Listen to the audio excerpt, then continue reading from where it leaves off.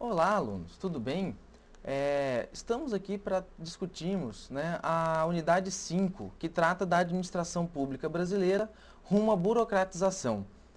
Nessa unidade, nós faremos uma abordagem dessa fase de transição da patrimonialista até a burocrática, né, contextualizando os aspectos históricos, principalmente do Brasil, né, e aí vamos ver um pouco assim do que a gente tem hoje baseado no que acontecia antigamente, tá? Quase que um retrospecto histórico, tá? Então a gente vai iniciar agora com a questão da monarquia à República Velha, tá? Em 7 de março de 1808, a comitiva real chegava ao Rio de Janeiro e o Rio de Janeiro passava a ser então a sede, né, do Império, né? Foi constituída até mesmo, né, posteriormente capital, né, e logo em seguida foi para Brasília. Em 1808, teve como início, né, a transição para a independência do Brasil, que aconteceria em 1822, tá? Ou seja, 14 anos posteriormente. Mas o início deu-se em 1808. Junto com o Dom João VI, aportou na colônia uma quantidade substancial de nobres, cortesões, comerciantes, militares e um conjunto de altos funcionários e representantes da monarquia governamental portuguesa.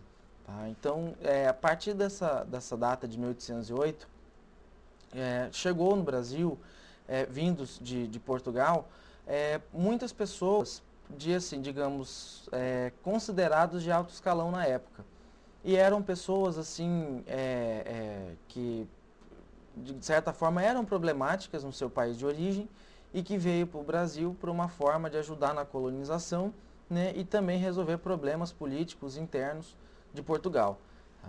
Muitos dos habitantes do Rio de Janeiro tiveram suas casas confiscadas para abrigos desses desembarcados, entre 12 a 15 mil pessoas, já que a cidade, né, estava recém-habitada, não dispunha de casas disponíveis.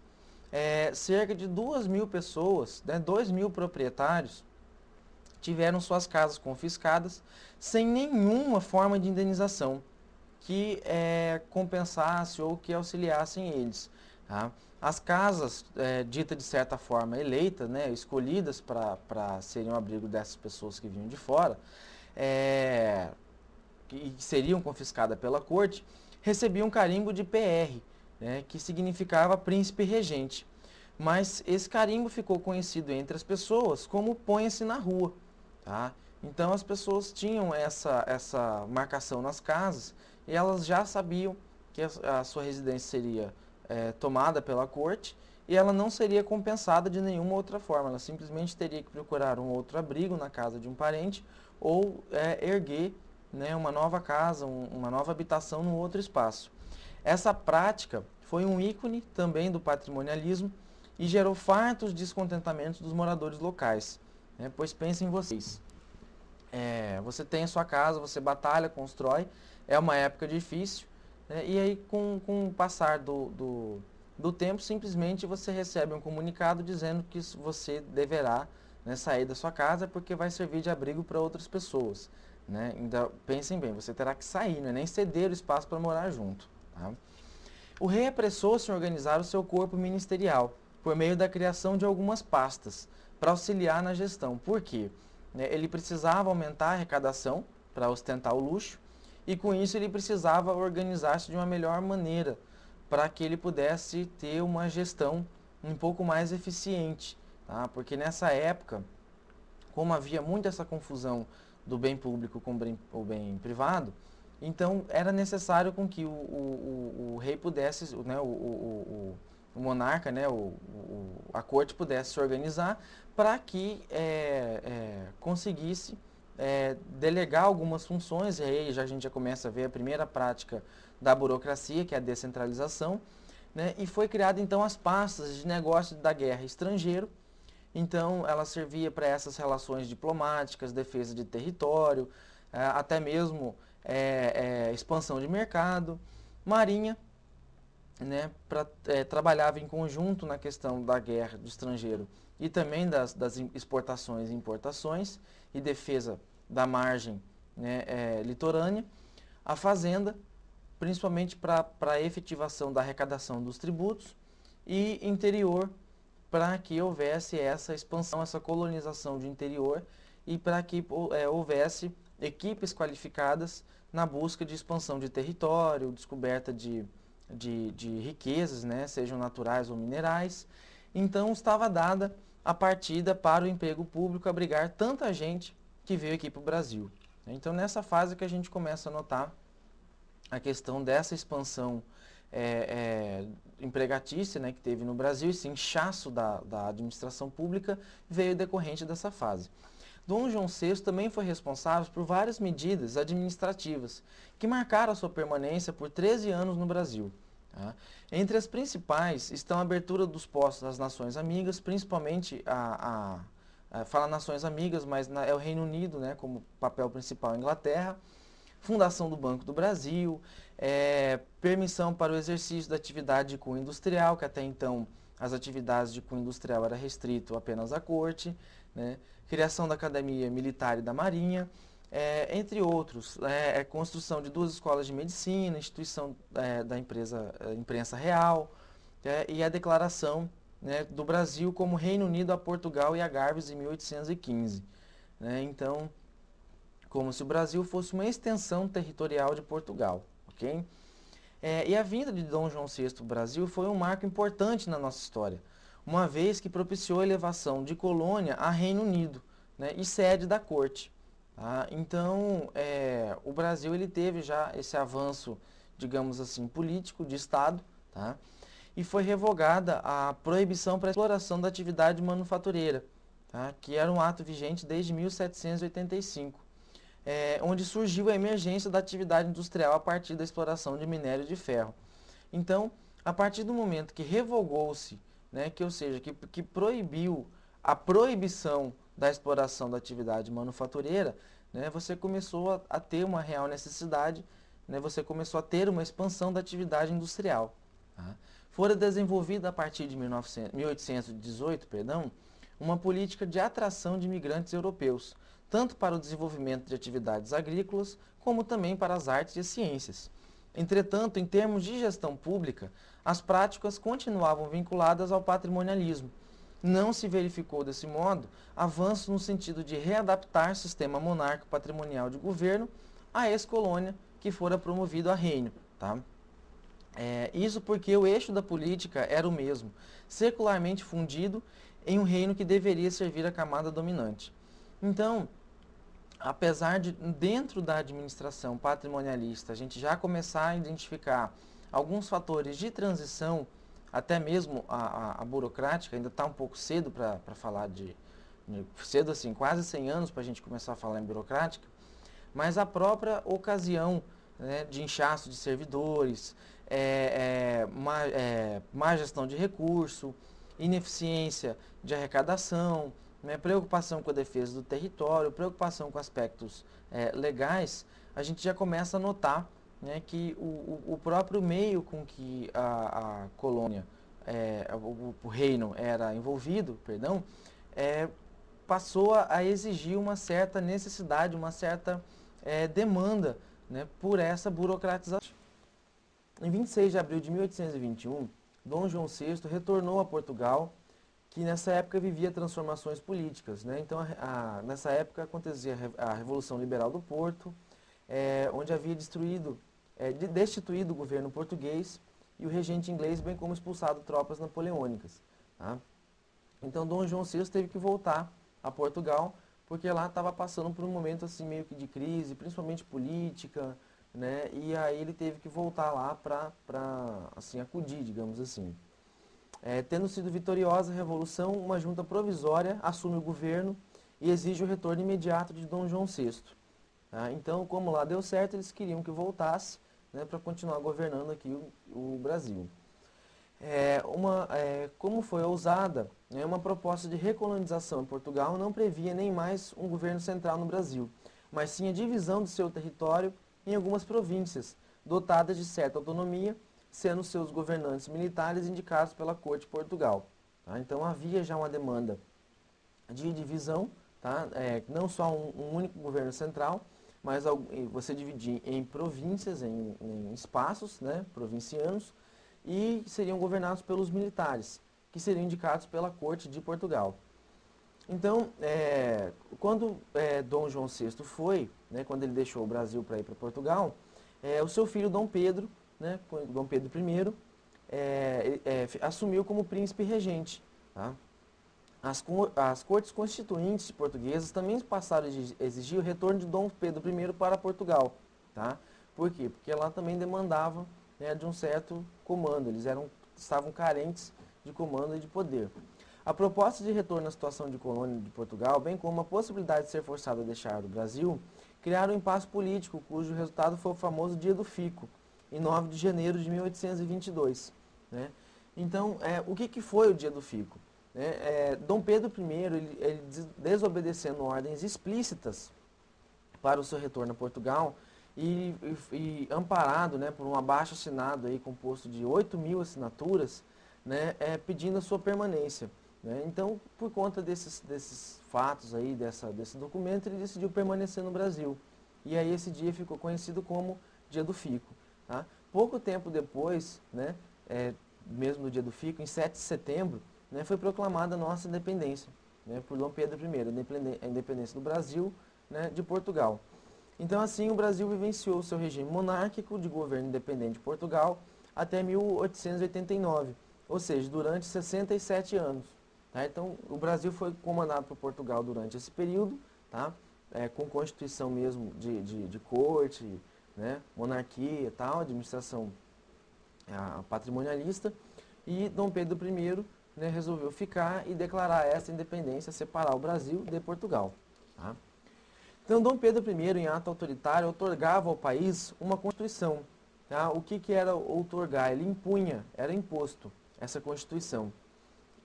Em 1824, onde ela estabelecia os direitos civis e políticos e instaurava uma monarquia representativa. Tá? Então, assim, criou 4 poderes: executivo, legislativo, judiciário e o 4º poder, que é o poder moderador, o poder de escolha. Tá? Esse último, né, que é o moderador, estava acima dos demais e era exercido exclusivamente pelo imperador, dotando de grandes poderes e sobre a organização do sistema de poder político, cabendo a ele a chefia do Estado e de governo. Tá? Então passaram a ser eleitos os deputados e os senadores, eles eram escolhidos pelo imperador. Tá? Após uma lista tríplice, tinha um mandato vitalício. Então, ele de certa forma democratizou a escolha, né, dos deputados, né, onde os homens, na verdade, só que poderiam votar, né, e conhecido como homens bons, né, não eram todos os homens que poderiam votar, né, e as mulheres ainda não. Né. Como vocês podem ver na imagem aqui do slide, né, essa aqui é uma figura da capa, né, da Constituição da República, né, que ainda era assim, Constituição da República dos Estados Unidos do Brasil, né, que foi a nossa primeira Constituição.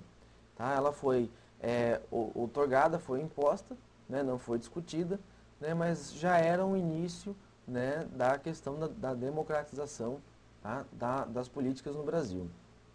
Então, foi evidenciado também um avanço em relação ao período colonial, quando só eram escolhidos representantes municipais por voto dos homens bons, como eu disse. Né?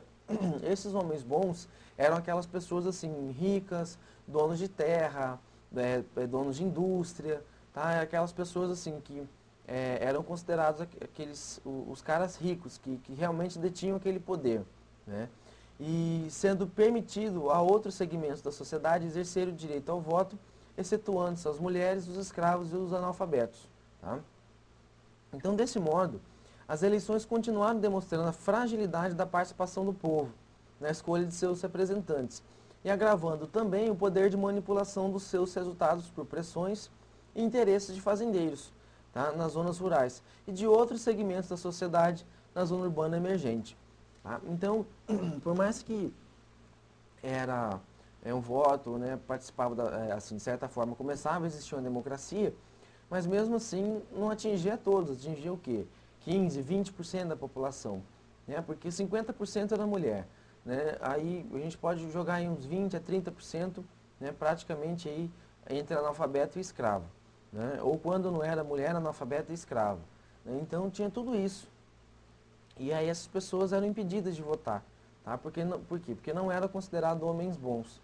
Né? E essas pessoas que eram consideradas recebiam um título. Por isso que até hoje a gente tem um título de eleitor, que é o poder que ele tinha para poder votar. Era um documento que autorizava aquela pessoa a votar. Tá? Então, em seu período de império, Dom Pedro I montou, né, 13 gabinetes ministeriais, sendo que a partir da montagem do quarto já se fazia sentir a presença de brasileiros na pasta de reino, justiça, negócios estrangeiros e na fazenda. Então, não eram só pessoas de Portugal que começavam a ocupar esses cargos. Pessoas já, né, do Brasil, né, brasileiros começavam a ocupar, né, cargos que Dom Pedro I montou, né, cargos ministeriais. Tá? Então, foram mantidas, por conta disso, né, de alguns cargos, foram mantidas as ineficiências, o desperdício, os privilégios do uso da coisa pública, duplicidade de órgãos públicos ou órgãos públicos sem utilidade, em detrimento da ausência de outros que se faziam necessário. Tá? Por quê? Porque era a vontade do rei, né, do imperador, tá? E não era a vontade necessariamente do povo.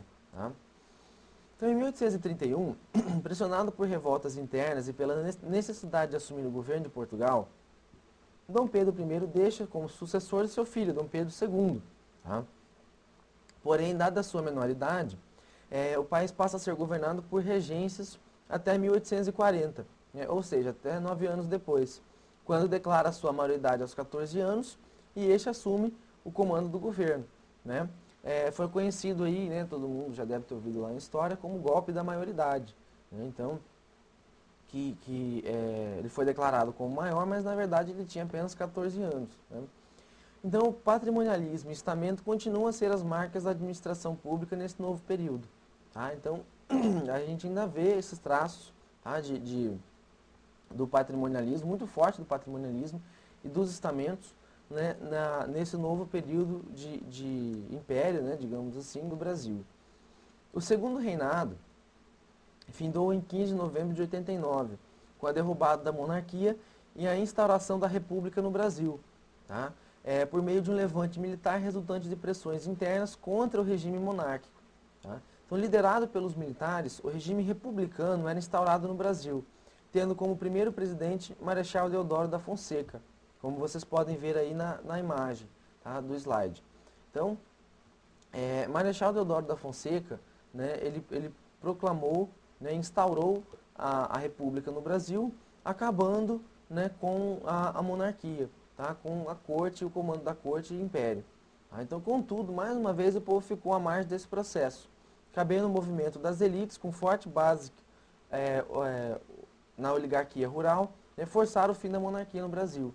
Então, quando a gente fala da oligarquia rural, eram aquelas pessoas, os grandes fazendeiros que detinham, né, grandes riquezas e grande poder, que formavam um grupo, né, a oligarquia é um grupo forte, né, um grupo detentor de poder, e esse grupo, né, encabeçado pelo Marechal Deodoro, né, encerrou, né, derrubou a monarquia, né, imperial, tá, criando assim a República no Brasil, em 15 de novembro de 1889. Em 1891 foi conhecida a primeira Constituição Republicana, sendo extinto o poder moderador, tá? E o Senado vitalício, dentre outras marcas do sistema político da monarquia, e adotado o presidencialismo, como presidentes eleitos pelo voto direto, ainda que não secreto, para exercerem mandatos de 4 anos sem direito à reeleição. Tá? Foi então que o poder legislativo passou a contar com a Câmara dos Deputados e o Senado Federal. E esses dois iniciaram o processo de composição do Congresso Nacional. Os estados, ex-províncias, né, ao adotarem o regime federativo, passaram então a ter mais autonomia, a poder organizar as suas próprias leis, desde que respeitados os princípios constitucionais gerais. O patrimonialismo continuou marcante nas relações entre Estado, né, que caracterizava a coisa pública, e a sociedade no Brasil, bem como também foi a primeira fase republicana conhecida como República Velha, tá, de 1889, desde a sua proclamação, até 1930. Os coronéis passaram a exercer o poder econômico, militar e político, tornando-se os grandes mandatários locais, com vínculos a grandes propriedades localizadas nas zonas rurais brasileiras, configurando uma oligarquia rural poderosíssima. Então, assim, o sistema político continuou excluindo o povo, né, das grandes manobras políticas, pois a base econômica do país era de origem agropecuária, né, pelos grandes fazendeiros. Então, consequentemente, a riqueza dos senhores de terra dos municípios interioranos, né, e os poderes políticos e militares dos coronéis permitiam a eles o manejo de eleições, né, e também de eleitores ao seu gosto. Tá?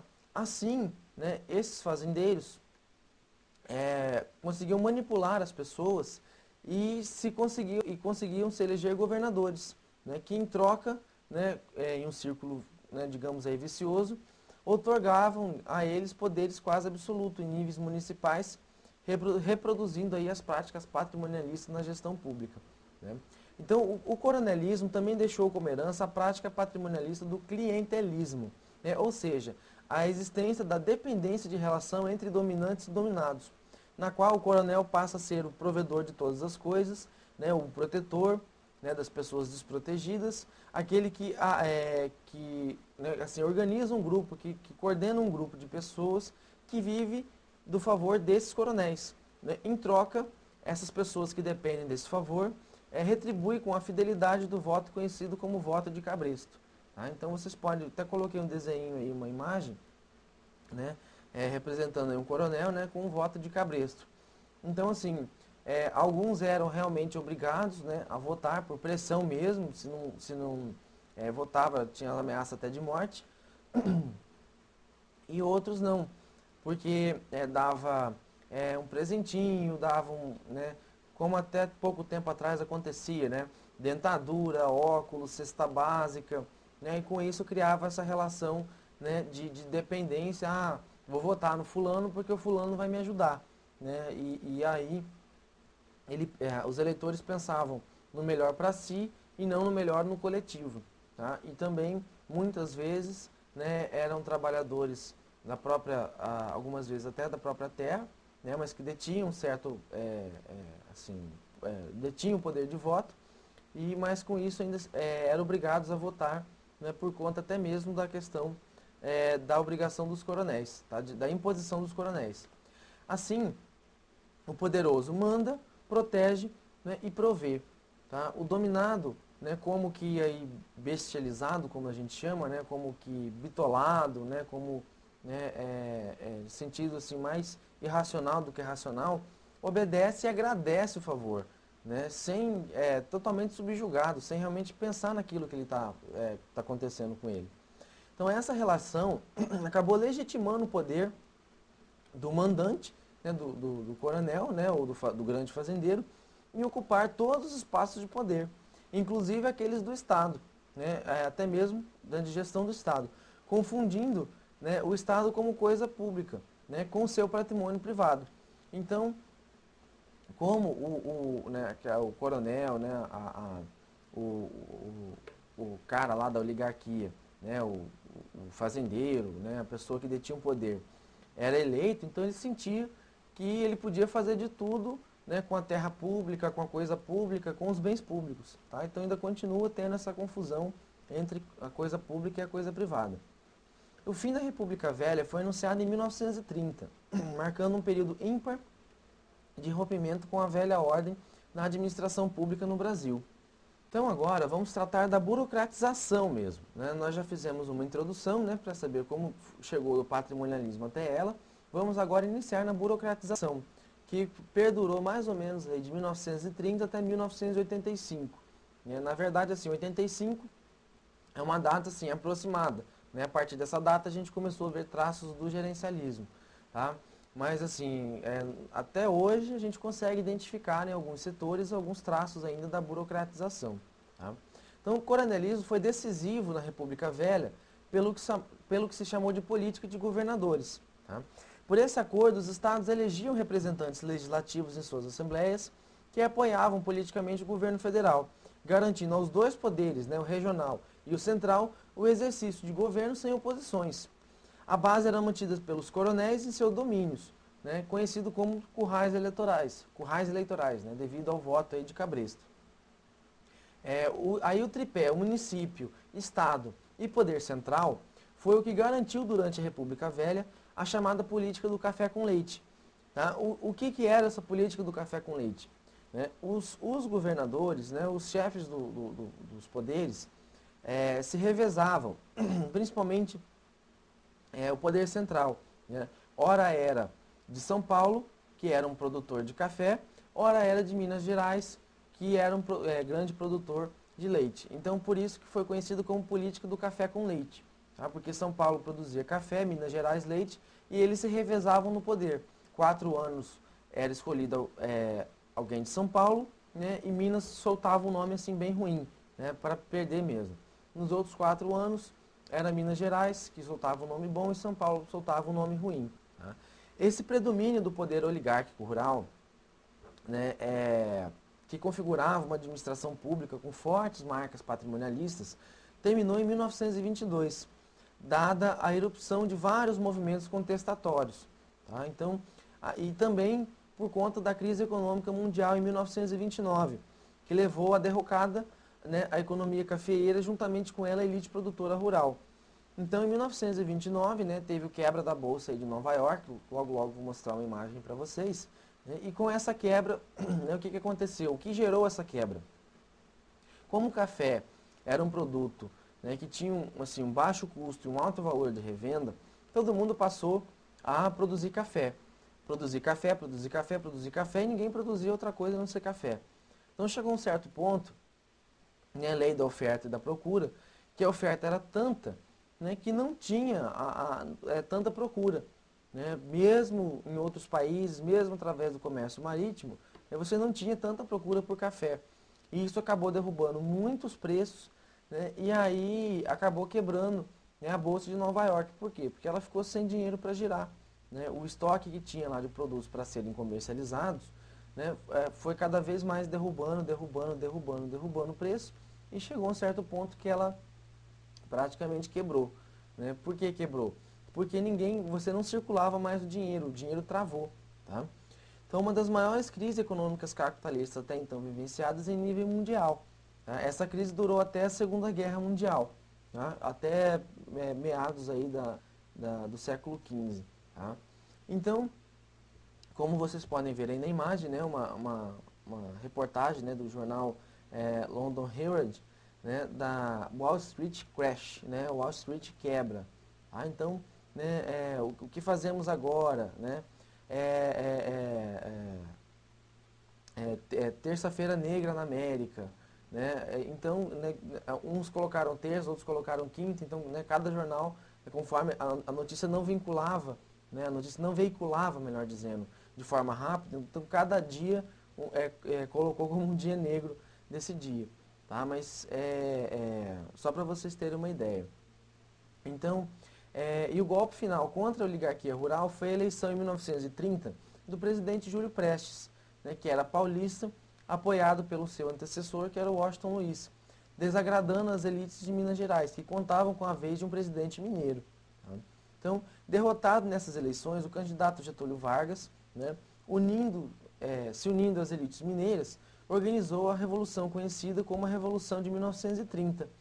Esse levante levou à presidência, né, ele, Getúlio Vargas, e iniciou um novo período na administração pública no Brasil. Tá? Em 3 de novembro de 1930, Getúlio Vargas assumia a presidência do Brasil. Foi o fim da República Velha, e com ela o início da arrancada do Brasil para a industrialização e a derrubada, né, do mundo rural, da oligarquia rural, né, em favor do urbano. A ruptura com as oligarquias rurais no poder central. Tá? Getúlio Vargas promoveu a virada do patrimonialismo para a burocratização das máquinas estatais no Brasil. Foi a partir de 1930 que o Estado no Brasil assume seu papel de intervencionista na economia, como indutor do seu crescimento na base industrial. Então, até mesmo no governo de Getúlio Vargas, o que ele fez até para controlar a economia? Porque quebrou em Nova York, logo logo ia acabar quebrando, atingindo o Brasil. Então, o próprio governo comprou, né, sacos de café, uma parte ele estocou, outra parte ele teve que queimar, né, fazer a queima do café, porque já não tinha mais aonde guardar, estocar esse café. Tá? Então ele comprou justamente para intervir na economia, para que também esse efeito não chegasse tão forte aqui no Brasil como foi nos Estados Unidos, lá em Nova York. e também incorporava uma ação de desenvolvimento de políticas com vistas a atender às demandas da população desprovidas e carente de assistência. Tá?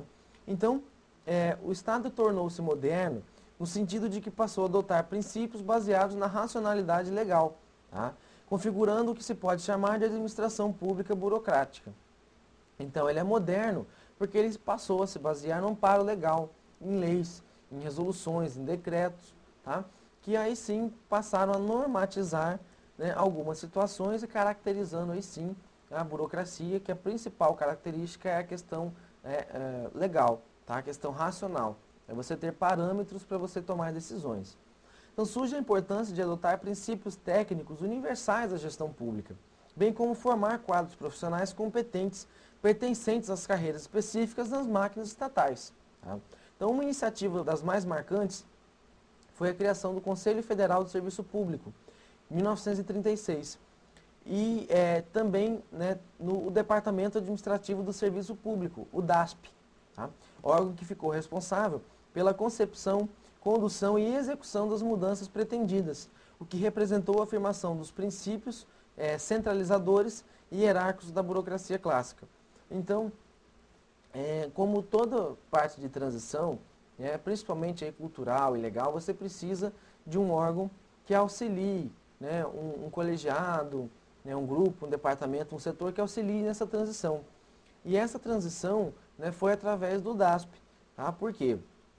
Foi ele que ficou responsável por centralizar algumas coisas, tá? E depois determinar a hierarquia e aí sim determinar, né, quem iria coordenar ou comandar o quê.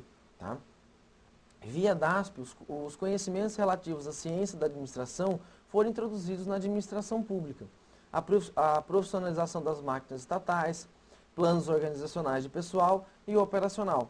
Então passou a ter uma necessidade de planejamento, né, de realmente crescimento, profissionalização.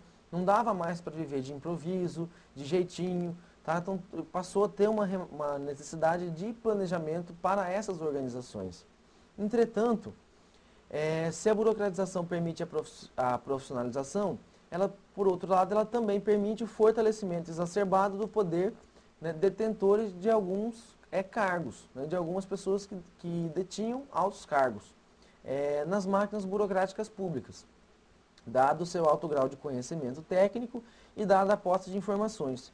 Então, por mais que isso era de início uma coisa boa, né, a gente tinha um problema aí da questão tecnicista, que eram algumas pessoas que detinham esse poder por estar ali, né, comandando, estar ali participando, então ela detinha esse poder e ela dizia se podia ou não podia.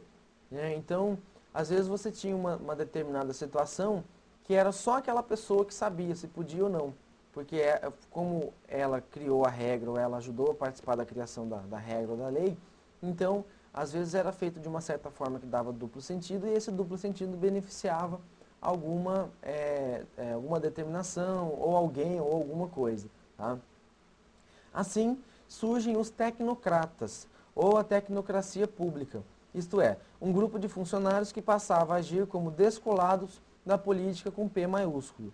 Tá? Então, como assim política com P maiúsculo? Não é aquela política de realmente decisões tomadas em favor do público, né, do interesse do grupo, e não do que realmente seria melhor para o Estado ou a técnica previa que era melhor para o Estado.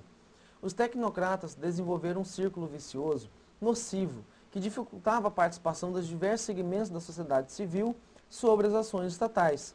Tá? Então, eles mesmos criaram algumas ferramentas, alguns mecanismos que dificultavam esse acesso das pessoas nas ações do governo. Tá? Em nome do seu saber técnico, passaram a praticar uma gestão na qual a população, não detendo esse mesmo saber, né, acabou ficando isolada. Então, as pessoas não conheciam, elas não tinham como opinar. Tá? Em nome de coibir o exercício da política com P minúsculo, foi institucionalizado um tipo de conduta que descolava a sociedade civil do processo decisório, delegando à tecnocracia a responsabilidade pela definição e condução das políticas de governo. Tá? Então, vamos citar um exemplo aqui. Né? Provavelmente vocês já ouviram falar no funcionário público dizer que é técnico e que não é político. Né? E por isso as decisões dele são neutras. Tá? Na verdade, esse discurso significa que se por um lado ele detém o saber técnico, né, o conhecimento acerca daquele setor, aquele assunto, ele usa de forma exclusiva, né, pela via da política, com o P maiúsculo. Tá?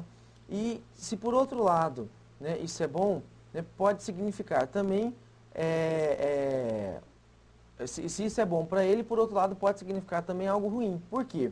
Pois a partir do seu pretenso conhecimento técnico, esse funcionário fecha-se, ele se bitola num determinado, né, assunto, numa determinada regra, no seu conhecimento, e freando qualquer discussão crítica sobre suas decisões, né, proveniente de outras visões de mundo de plano político e ideológico.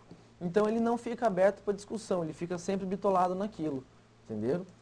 Então é importante observarmos que a burocratização da administração pública brasileira foi dada em um contexto histórico no qual, a partir da Revolução de 1930 e também após a crise da economia cafeira no Brasil, é inserido na economia industrial.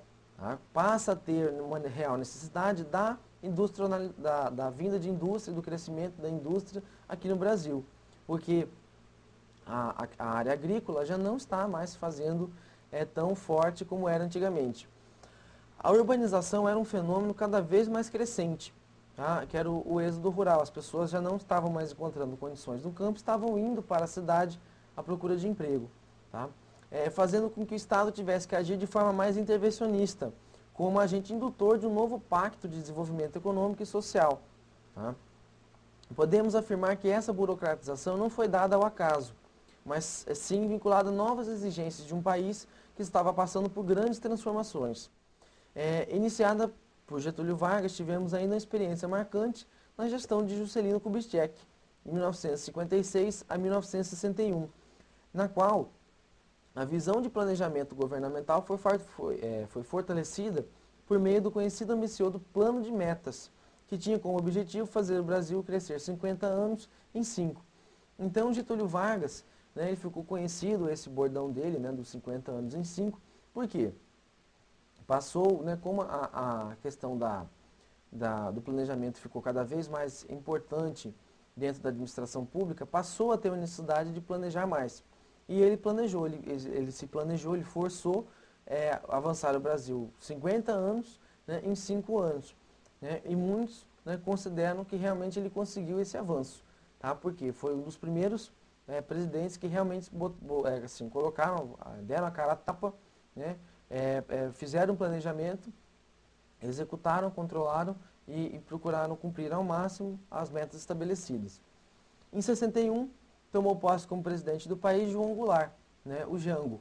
Tá? Deu início ao que foi chamado de reforma de base, propondo mudanças profundas na educação, na posse de propriedades urbanas e rurais, né, com a reforma agrária, e no processo eleitoral e na administração tributária. Tá? Então ele propôs algumas mudanças. Por que chamado de base? Né? Porque é onde atingia a maior parte da população. Tá? Por quê? Porque você tinha grandes lotes de terras que eram inexploradas. E você tinha gente na cidade passando fome, precisando de emprego, precisando de um espaço para trabalhar, seja na indústria, seja na terra. Tá? Então a reforma rural serviu para tirar, o governo desapropriaria algumas terras, né, e cederia a algumas pessoas para que elas pudessem produzir. Jango foi deposto em março de 64 pelo golpe militar, que deu origem a uma nova fase ditatorial no governo do Brasil, que perdurou até 1985, né, até a fase quase que encerra a administração burocrática no Brasil. Os militares deram continuidade à face desenvolvimentista, entretanto sob a forma de um regime autoritário, em contrapartida à democracia experimentada desde 1955. Tá? Os governos militares inauguraram o que se pôde chamar da segunda fase da reforma administrativa brasileira. Iniciativa essa que trouxe a conjugação entre o aperfeiçoamento da burocracia e certa flexibilização da ação estatal, em busca de sua agilidade, prejudicada pelos rígidos mandamentos burocráticos. Isso se tornou possível por meio da edição do Decreto-Lei nº 200, que, dentre outras medidas, fortaleceu a descentralização administrativa a partir da diferenciação entre as denominadas administração direta, que englobava a prestação de serviço vinculada à Presidência da República e ministérios, e administração indireta, relacionada à prestação de serviços realizados por outras entidades de natureza jurídica própria. Tá? Então, a administração direta do Poder Executivo é composta pela Presidência da República e pelos seus ministérios. A Presidência da República é constituída pela Casa Civil, Secretaria-Geral, Assuntos Estratégicos, Relações Institucionais, né, Gabinete Pessoal e outros gabinetes. Tá? E pelos ministérios, que atualmente existem 38 ministérios no Brasil. Tá? A administração indireta do Poder Executivo, tá? Ela é o conjunto de pessoas administrativas que são vinculadas à administração direta e tem o objetivo de desempenhar as atividades administrativas de forma descentralizada. Elas possuem como característica comum, né, e principais uma personalidade jurídica própria, autonomia administrativa, patrimônio próprio, possuem vínculo ao órgão da administração direta, sujeitam-se às leis da licitação, que é a 866 de 93, e tem também a proibição de acúmulo de cargos. Tá? Então, nós podemos citar a UNEMAT, novamente, né, que é uma administração indireta, né, que tem todas essas características, vinculada à administração direta do Estado de Mato Grosso, que é a CECITEC, tá? E que ela auxilia, né, na questão das atividades administrativas, no caso, educação de ensino superior no Estado de Mato Grosso, ok? Então, né, e também, né, eu falei o exemplo da UNEMAT, que é uma fundação, tá? Vou citar um exemplo das autarquias, tá? As autarquias são criadas também por lei, né, com personalidade jurídica e também direito público, tá? E as autarquias são, assim, eu vou citar um exemplo delas, o INSS, o Bacen, Embratur, tá? Que são do próprio governo, né, e que tem o orçamento próprio, tem administração própria, tá? Mas não deixa de ser vinculado, né, ao Estado, que é direto. Ela faz parte da administração indireta e é vinculada à administração direta. Né? As fundações, fundações públicas, né, como no caso a UNEMAT, né, são criadas e autorizadas por lei complementar, definindo sua área de atuação. Essa lei que define. E também exerce atividades atípicas do Estado. Então, por exemplo, não é função específica do Estado de Mato Grosso o fornecimento do ensino superior. Né? Ele tem como obrigação a educação básica, né? Ensino fundamental e ensino médio. Mas como educação superior é uma atividade acessória. Tá? Empresa pública, que é também criada por lei, né, com personalidade jurídica de direito privado, tá? Porque ela é privada para atender uma área pública, tá? Que seria vou citar um exemplo, por exemplo, Correios, Embrapa, a própria Caixa Econômica Federal são empresas públicas, tá? Mas de direito privado, porque elas precisam arrecadar, tá? Elas também auxiliam na arrecadação, tá? E a Sociedade de Economia Mista, né, que é criada por lei, autorizada como personalidade jurídica de direito também privado, né, também é instituída por meio de autorização legislativa, né, só que ela tem uma diferença que ela é constituída em forma de sociedade anônima e seu capital pertence a 50%, né, a maior parte dele, ao Estado. Tá? Então, por exemplo, a Petrobras, Banco do Brasil, né, por que economia mista? Porque tem dinheiro público e privado. Tá? Só que sempre o público vai deter, o governo vai deter a maior parte do capital. Tá? Outra iniciativa tomada pelos governos militares, com vistas à modernização da administração pública brasileira, né, foi a criação do Ministério da Desburocratização, no início dos anos de 80, tá? E do Programa Nacional de Desburocratização. Os dois tinham como objetivo a revitalização e agilização das organizações do Estado, a descentralização de autoridade e a melhoria na simplificação dos processos administrativos e promoção da eficiência. Tá? Então, a implantação da tipologia burocrática na administração pública não impediu a reprodução de velhas práticas, né, vindas da administração patrimonialista, bem como a institucionalização de novas relações de Estado e sociedade no Brasil. Foram estabelecidos 4 grandes padrões institucionais que disciplinaram essa relação, tá, por meio de 4 práticas, conhecidas como clientelismo, corporativismo, insulamento burocrático e universalismo de procedimentos. Tá? O clientelismo veio da origem patrimonialista e refere-se a mecanismo de controle de certos recursos materiais e medição de interesses por intermédio de relações pessoais. Então, o clientelismo nada mais é do que atender o interesse das pessoas, ver se o órgão realmente estava atendendo o interesse das pessoas. Tá?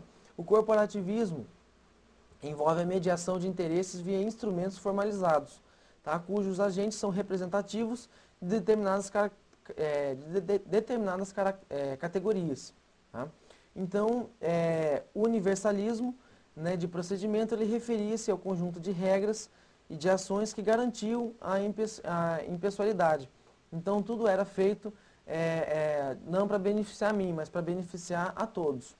E o insulamento burocrático, que ele refere-se à definição de instrumentos que promovem certa proteção do núcleo técnico do Estado, né? Ou ainda, assim, que o técnico se desvinculasse da questão política, que ele não ficasse vinculado, fizesse as coisas somente em questão política, mas sim em questão técnica. Tá? Então, só para a gente resumir e concluir esta unidade. Neste marco surge a teoria da burocracia, tá? Cujo fundador e principal autor é Max Weber, para auxiliar na administração das grandes organizações e também empresas, tornando-as mais profissionais e separando a propriedade familiar da administração para proteger o Estado do patrimonialismo e dotá-lo de maior capacidade gerencial para conduzir melhor seus novos negócios e atividades. A passagem da administração pública no Brasil do tipo patrimonial para a burocrática ocorreu em meio a golpes militares e a deposição de presidentes eleitos. Tá? Então, né, eu convido vocês a participar da nossa webconf, tá, para discutir um pouco mais essa unidade e que vocês possam estar participando, né, das atividades aí do fórum, né, das nossas atividades avaliativas, né, e que vocês possam lá contribuir bastante para o crescimento da nossa disciplina. Muito obrigado, meus alunos. Até a próxima unidade.